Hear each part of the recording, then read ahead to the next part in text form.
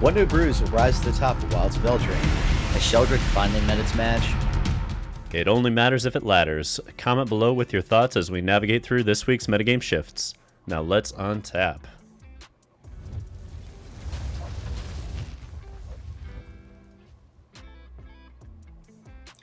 Welcome everyone to MTG Rebellion State of the Meta. I'm Max Damage, and today we're going to review the final week of the standard metagame before Wilds of Eldraine's release. In the background, you may notice that every 10 seconds or so, you'll see a different metagame ranking list. Now, this is because we've looped the prior weeks in chronological order, so that you can see the meta shifts that we've covered since the banning of Fable of the Mirror Breaker. And friends, this is all for your viewing pleasure. I'm Darth Rictus of the Darkstream, and we'll keep things simple. With the release of the new set, there isn't really that much merit to discussing the rise of White Weenie this past weekend, and Azorius Control keeping its crown as well. Instead, we're going to head right over to the Brewers Corner to discuss the latest ideas for pre-release weekend. All right, let's go.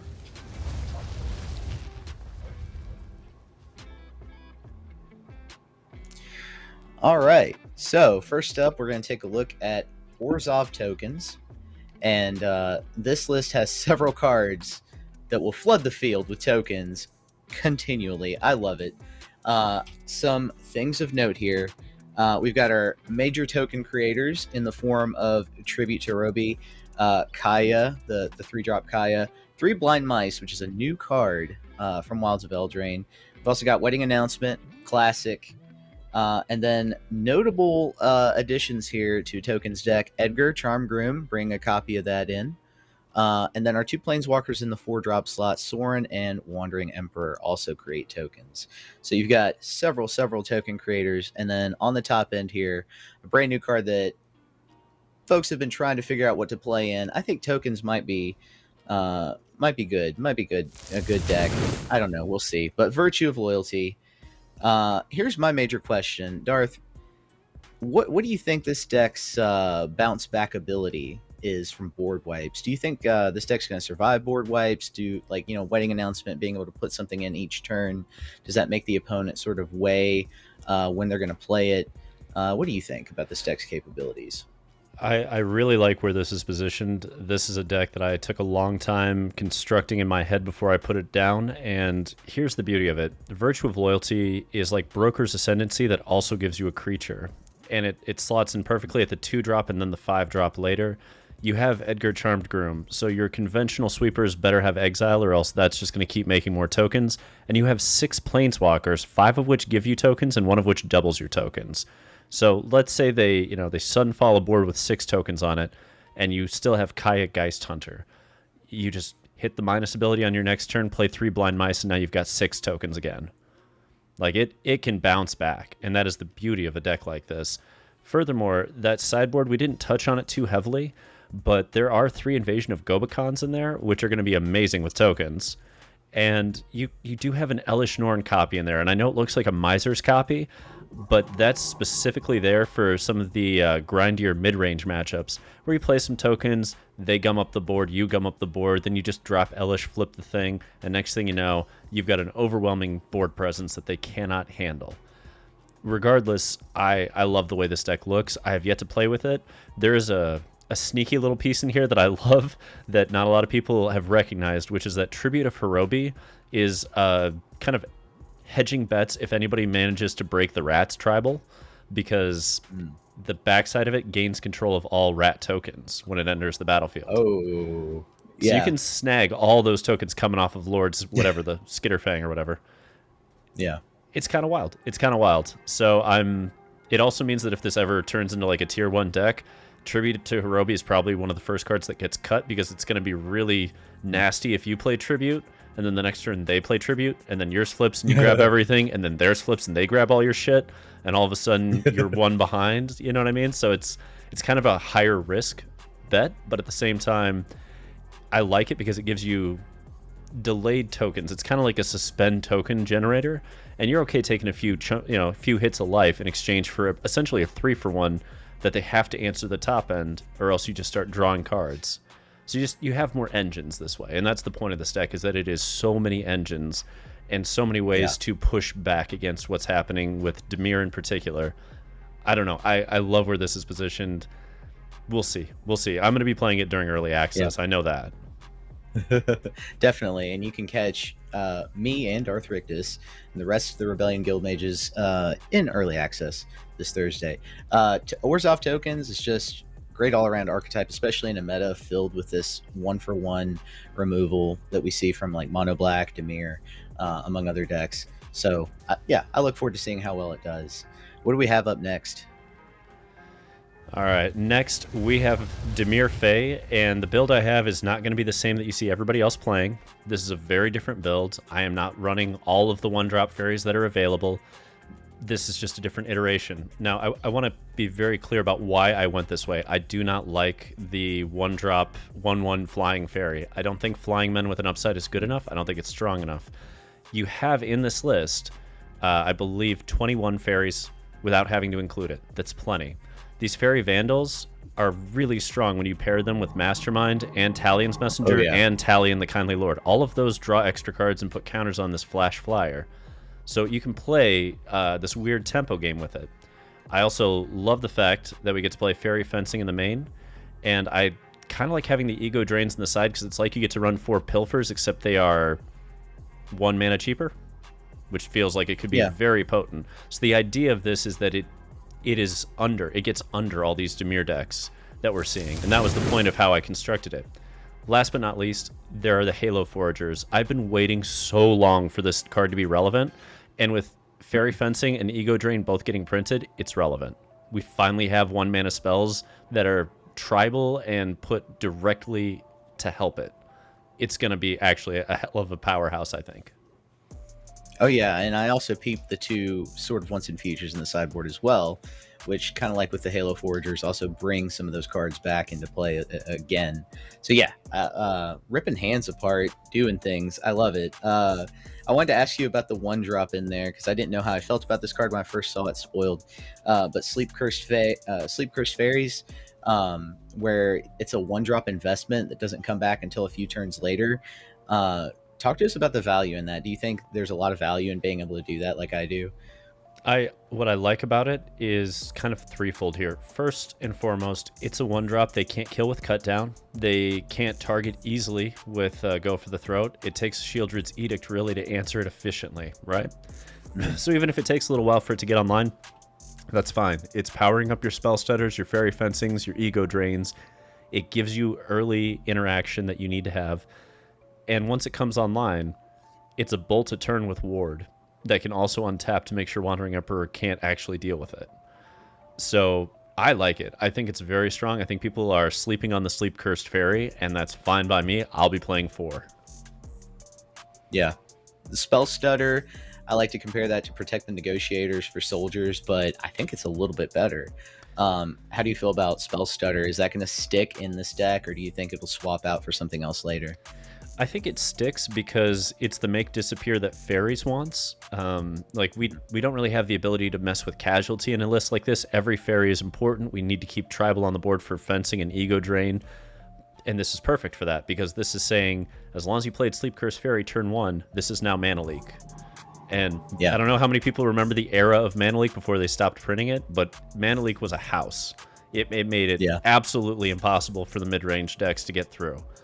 So I love it. I think this is really interesting, and this Talion, the Kindly Lord, I can't wait to figure out what numbers are correct to pick against which decks, because that's going to be a little sub-game you get to decide as you play against the meta. Oh yeah. Looking forward to this one. I know it's supposed to be the archetype that's coming from Wilds of Eldraine, like the poster archetype for the set. So it'll be interesting to see if it actually sticks in standard and how well it does, especially when we have Dimir midrange already on the tiers. So I'm interested to see. What deck do we have up next? Let's take a look at Mono Red, because this is another one people are trying to break. They want to see this return to prominence. It's been a minute.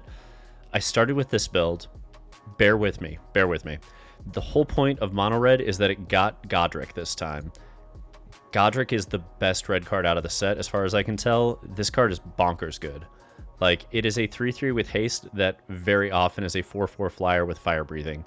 exactly what red needed. Something that hits for 3 on impact, and every turn after that you can turn it on is just a dragon they have to deal with that has no limit to the upper end based on your mana. There are so many ways to turn it on in this deck. That's what I love about it. So people are sleeping on this Embereth Veteran. You have to remember, this Embereth Veteran auto-triggers Godric, because it comes into play, and you can sack it to create a young hero role token. That token is another permanent. So it auto-triggers Godric on that. Sekenzan also auto-triggers Godric when you channel. Urbrask's Forge, the turn you play it, auto-triggers Godric. Kamano, when it flips, exiles, then comes back to the battlefield. That's 1 out of the 2 that you need. Charming Scoundrel, when you do the Wicked roll, auto-turns on Godric. Squee, auto-turns on Godric. That's the point of this list, is that everything is trying to beat face while turning Godric into a dragon.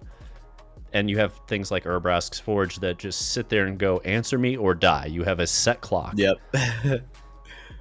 So I love that card. I've been toying around with that card in Rakdos, but just mono red on its own, like playing that card, it works. Really quickly, I wanted to point out for the viewers at home that Godric, yes, like that's the major card, the new card that I want to focus on and highlight. But also, there's something old in here as well that distracts your opponent, right? The 4 Monastery Swift Spears plus 18 non-creature spells alone is enough to pretty much just burn your opponent's house down. So Godric on top of that, I love it. I love that game plan, and it's less clunky than your typical Thundering Raichu game plan on, with the turn 4 Raichu. And hoping that you have other stuff on the field at the same time. Here, you can still kind of burn your opponent and then play all this stuff that creates permanence so that you can activate Godric. So yeah, you got multiple game plans at multiple levels here in the early game and the mid game. I love it so much. It seems like something fun to play in mono red that isn't just kind of like burn. It takes a little bit more thought, and I appreciate that. Yeah, absolutely.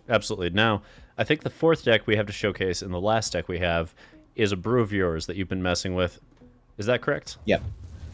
All so right. I have been brewing this archetype, thinking about it, and I actually found someone else's brew of it that was just better than mine. So we're going to showcase this one. But the first card that we're looking at, Cruel Somnophage. Everything in this deck, you got 26 creatures. Everything in this deck is built around building up your graveyard, making things really tough. And I just want to say, it centers around Urborg Lhurgoyf. Man, I love saying that card's name. But with the kicker and the ability to get huge and become a threat over time based on your self-milling abilities, Faerie Dreamthief in the 1-drop slot is a 1/1 4/1 that surveils 1. But then when it's in your graveyard later on, you can make use of it, tapping 3, exiling it to draw you an extra card in the late game. You don't have a ton of spells. There's cut downs, go for the throats, Infernal Grasp. I suspect that removal suite will get more robust as time goes on, and this deck has to start facing down other creature decks, other aggressive decks. But, with cards like Reclusive Taxidermist taking advantage of your opponent removing your creatures, and mono red being so popular in the beginning weeks of Wilds of Eldraine, that's my prediction, by the way. I think this deck is well positioned, at least in the beginning meta. So Yeah. that's my whole take on it. Well, it's got a lot of interesting things we can shuffle around to as the meta develops. Likeness Looter, it's at its premium when you have things like Euro or Kroxa, big, cheap creatures that you can cheat with it. So it's like a pseudo reanimation. We don't have that, but it can still become a Cruel Somnophage pretty easily with flying, and that's nothing to scoff at. What this deck really, I think, is missing right now is a Necrotal effect. Like a Ravenous Chupacabra. Yeah. We play the creature, it blows up your creature. And when it has something like that to fall back on, you don't have to run as many non-creature spells for removal. You just have creatures that act in that capacity. So if it doesn't work, it's because it's slightly underpowered, but I don't think it's critically underpowered. I think it has a lot of the pieces it needs already, and it's kind of a question of, do we have the remaining pieces to push this into that tier 1 land? I don't know. Time will tell. But this is also a deck, we don't have a rotation for a little while here in Standard. This is a deck that's going to get better the more cards that get printed into it, because it's going to have new sets that potentially give it that 1 or 2 creature pieces it's missing. I would keep an eye on it. Even if it doesn't end up being tier 1, I would keep an eye on this. Yeah. One thing I'd like to point out that I didn't think of when I was building this one, and this person did, that's significantly different from mine, is the 2 Malevolent Hermits. being able to likeness looter those, or another way to sort of like continually tempo your opponent, counter their stuff. So just little bits of tech, I think will, as you said, more sets get released, there will be little bits that get added to it to make it even beefier. So we'll see how it does. But that's all of our decks today for the Brewers Corner. Yeah. And yeah, that's everything. I mean, that's all for. And to be honest, we could have showered you with another 50 brews and ideas, but I think the point of this was that we wanted to give you 4 reasonable options to start with on testing, and not just 4 glass cannon hope we get there. Because, like, don't get me wrong, Mishra's Foundry plus the Blossoming Tortoise plus Draconic Destiny is a win, but it also dies to cut down. And that's not a good place to be right now. Like I've seen so many people, they post up like, look at this interaction. That's amazing. But you can't brew in a vacuum. You have to brew for the meta that you will see and you will expect. And that's what we tried to do with these 4 is say, okay, we know Dimir's up there. We know where the tier 1 decks are. They're floating in the ether behind us right now. So you can see how it's changed over 12 weeks. And that's what we brew in with that in mind. That is what we're trying to do here. Always with the meta in mind. If you're staying in that competitive mindset, like we try to, right? But comment below if you have any questions about the metagame you'd like answered. Rictus, you have any thoughts before we proceed into early access territory?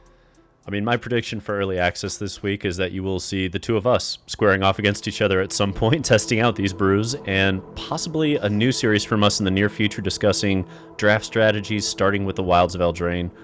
But what about you, Max?